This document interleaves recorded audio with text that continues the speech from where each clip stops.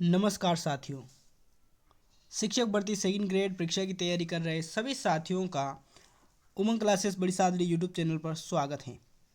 आज हम पढ़ने वाले हैं शिक्षा मनोविज्ञान, स्पष्ट भाषा, स्पष्ट उदाहरण और परीक्षा उपयोगी तरीके से।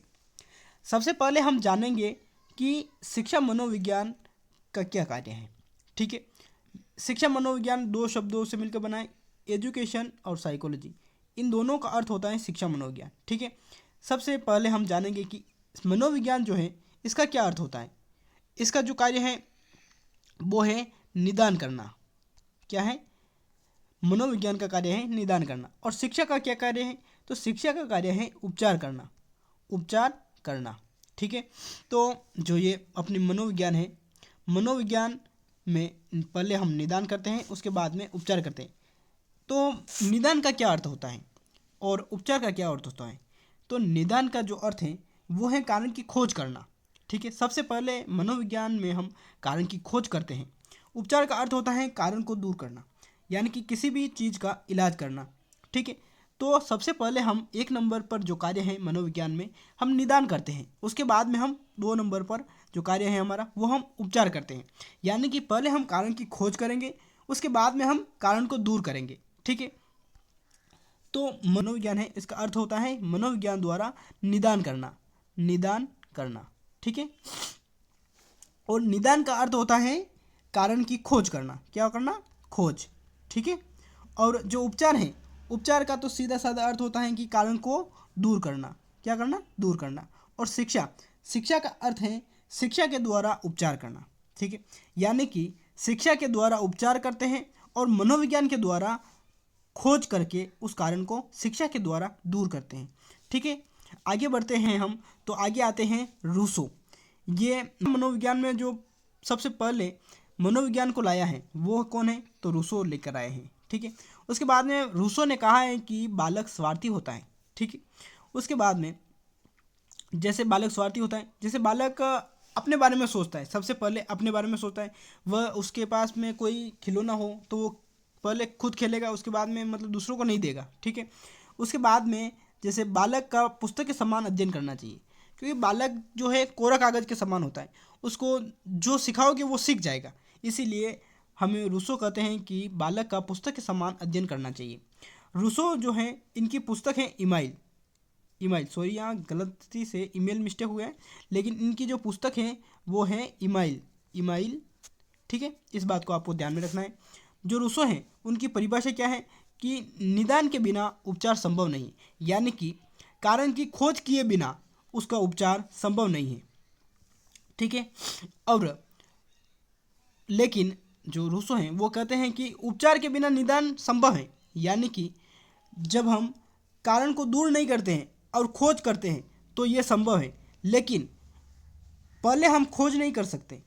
सॉरी, पहले हम मतलब कारण को दूर नहीं कर सकते, पहले कारण को हमें जानना होगा, उसके बाद में हम कारण को दूर करेंगे। ठीक है, रूसो यही कहना चाहते हैं कि हम सबसे पहले कारण की खोज करेंगे, उसके बाद में हम कारण को दूर करेंगे। ठीक है, आगे बढ़ते हैं हम। तो आगे बढ़ते हैं। शिक्षा शब्द की उत्पत्ति। शिक्षा शब्द की उत्पत्ति संस्कृत भाषा के किस धातु से हुई है? शिक्ष धातु से। किस धातु से? शिक्ष धातु से। ठीक है, ये लिखा है शिक्ष धातु। इसमें शिक्ष जो धातु है उसमें क्या कौन सा प्रत्यय लगा है? अ प्रत्यय। ये गलती से मिस्टेक हो गया है, अ प्रत्यय दोनों एक साथ टाइपिंग हो गए हैं, तो इसमें अ प्रत्यय जोड़ेंगे शिक्ष धातु में तो हमारे शिक्षा शब्द की उत्पत्ति होगी। ठीक है, इसका जो अर्थ है वो है सीखना और सिखाना, यानी कि खुद भी सीखना और दूसरों को भी सिखाना। ठीक है, यही शिक्षा का अर्थ होता है। तो जो शिक्षा शब्द है वह अंग्रेजी भाषा यानी कि आंग्ल भाषा है उसके एजुकेशन शब्द से बना है। ठीक है, और एजुकेशन जो शब्द है वो लैटिन भाषा के 2 शब्दों से मिलकर बना है। कितने? 2 शब्दों से। वो 2 शब्द कौन कौन से हैं? तो वो 2 शब्द हैं, पहला है एडुकेयर, दूसरा है एडुसेयर। ठीक है, तो एडुकेयर का जो मतलब है वो है पोषित करना, और एडुसेयर का मतलब होता है नेतृत्व करना और विकसित करना।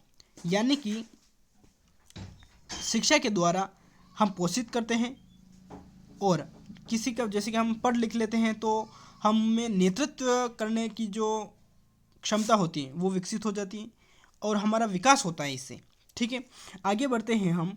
तो जो एडुकेटम शब्द है, एजुकेटम, ठीक है, ये लैटिन भाषा के दो शब्दों से मिलकर बना है। कितने शब्दों से? दो शब्दों से। पहला शब्द है ई और दूसरा शब्द है डिको।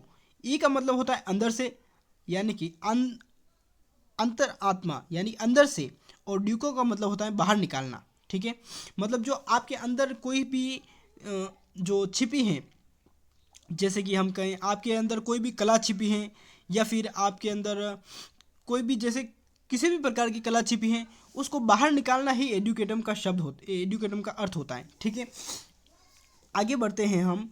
तो आगे कुछ महत्वपूर्ण बिंदु के बारे में पढ़ेंगे, यानी कि जो फ्रोबेल हैं उनके अनुसार बालक की प्रथम गुरु कौन होती है? माँ होती है। कौन होती है? माँ। और जो बालक है उसका प्रथम समाज परिवार होता है।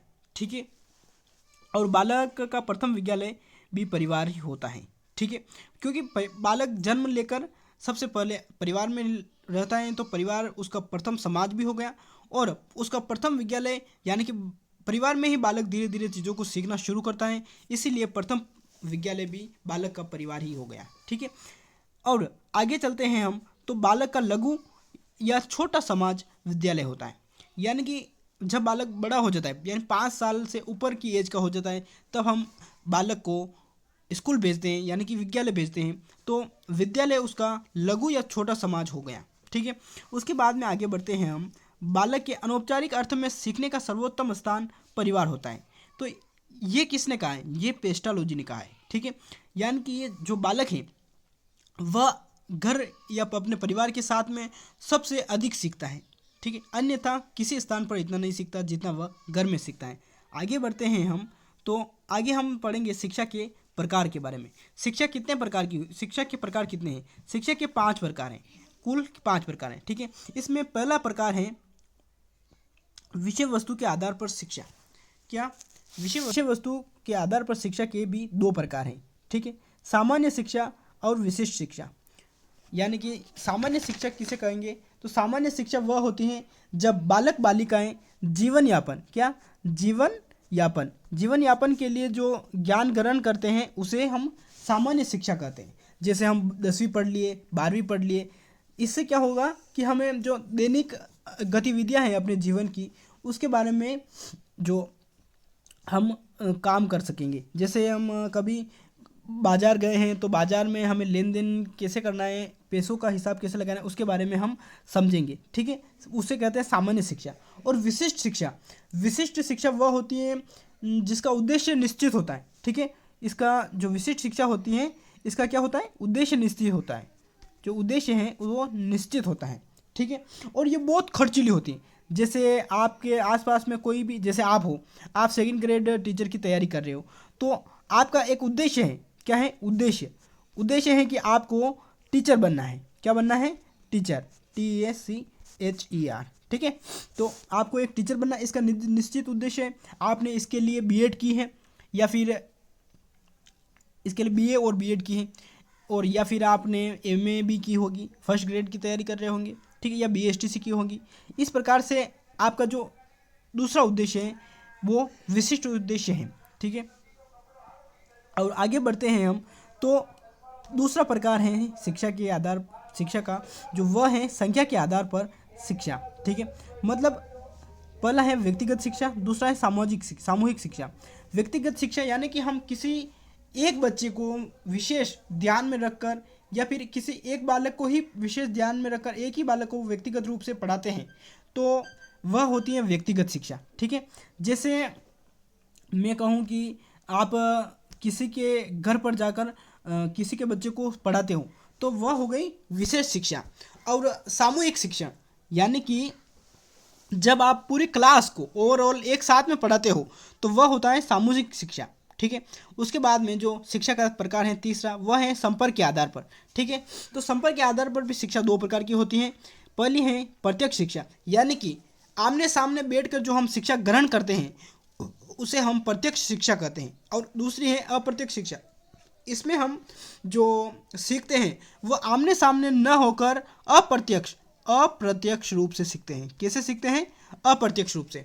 यानी कि इसमें हम जो सीखते हैं वह जैसे ऑनलाइन शिक्षा हो गई और पुस्तकीय ज्ञान हो गया, इसके आधार पर हम अप्रत्यक्ष रूप से सीखते हैं, मतलब इसमें आमने सामने हम नहीं होते हैं। ठीक है, तो ये तीसरा प्रकार हो गया शिक्षा का।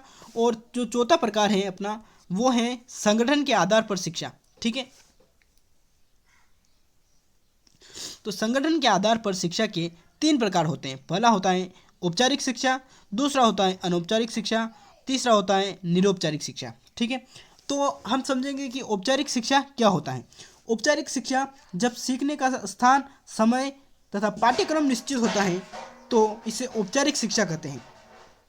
ठीक है, इसमें हमारे पास स्थान भी निश्चित है, इसमें हमारे पास समय भी निश्चित है और इसका एक निश्चित पाठ्यक्रम है, तो वह हो गई औपचारिक शिक्षा। जैसे हम स्कूल में जो विद्यालय है अपना, उस विद्यालय में पढ़ने के लिए जाते हैं तो उसमें हमारा टाइम भी फिक्स रहता है और स्थान भी फिक्स रहता है और उसका एक निश्चित पाठ्यक्रम भी फिक्स रहता है, तो उसे हम औपचारिक शिक्षा कहते हैं। ठीक है, उसके बाद में आगे बढ़ते हैं हम, तो दूसरे नंबर पर आती है अनौपचारिक शिक्षा। ठीक है, अनौपचारिक शिक्षा क्या होती है? तो अनौपचारिक शिक्षा में जब सीखने का उद्देश्य निश्चित नहीं होता है, यानी कि इसमें कोई स्थान भी निश्चित नहीं होता है, सीखने का उद्देश्य भी निश्चित नहीं होता है और व्यक्ति अपने संघर्ष के आधार पर, यानी कि जीवन में ये यूँ कह लें कि जीवन में ठोकर लग के सीखता है। ठीक है, तो उसे हम कहते हैं अनौपचारिक शिक्षा। ठीक है, तीसरा जो प्रकार है हमारा, वह है निरौपचारिक शिक्षा।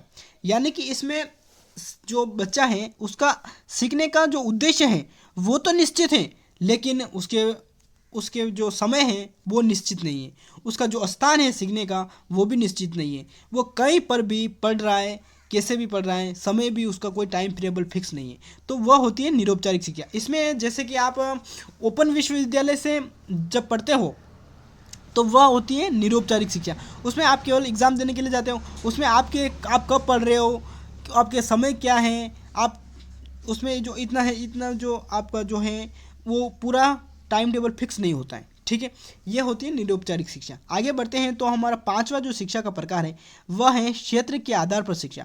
यानी कि आपका जो क्षेत्र है, आप जो पढ़ा रहे हो, वह शिक्षा का कैसा प्रकार है? संकुचित शिक्षा है या फिर व्यापक शिक्षा है? मतलब संकुचित शिक्षा का मतलब हो गया, यानी कि औपचारिक शिक्षा, यानी कि मतलब जो संकुचित शिक्षा है, यानी कि आप सिर्फ केवल जो है मतलब आपका जो स्थान, पाठ्यक्रम और समय है केवल वही निश्चित है और उसी में आप पढ़ा रहे हो, तो उसी को, यानी कि औपचारिक जो शिक्षा है उसी को हम संकुचित शिक्षा कहते हैं। इसमें आपका समय, स्थान और पाठ्यक्रम निश्चित होता है, तो ये हो गया संकुचित शिक्षा। मतलब बस एक साल की होती है, एक साल में आप अगली कक्षा में प्रवेश कर लेते हो, तो ये हो गई संकुचित शिक्षा। और व्यापक शिक्षा, व्यापक शिक्षा में आप जैसे निरंतर सीखते रहते हो, ठीक है, वो हो गई व्यापक शिक्षा। ये औपचारिक और अनौपचारिक दोनों नाम से जानी जाती है। ठीक है, और जो अपना ये व्यापक शब्द है, इसका सर्वप्रथम प्रयोग अपने महात्मा गांधी ने किया था। किसने? महात्मा गांधी ने प्रयोग किया था। किसका? व्यापक शब्द का। तो व्यापक शिक्षा का मतलब होता है संपूर्ण ज्ञान ग्रहण करना। इसमें जैसे कि अपन अन्य ज्ञान भी ग्रहण करते हैं, जैसे कि जो अपने घर के काम है, अपने खेती बाड़ी के काम है, और जैसे कि आप अपने मम्मी पापा की कहीं पर मदद कर रहे हो, वो काम हो गया। तो ये व्यापक, मतलब आप समग्र रूप से सीख रहे हो, तो वो आ गया व्यापक शिक्षा में। ठीक है, अगर आपको यह वीडियो उपयोगी लगा हो तो वीडियो को एक लाइक ज़रूर करें, अपने दोस्तों के साथ शेयर करें, और ऐसे ही परीक्षा उपयोगी वीडियो के लिए उमंग क्लासेस बड़ी सादड़ी यूट्यूब चैनल को सब्सक्राइब करें। मिलते हैं नेक्स्ट वीडियो में। धन्यवाद।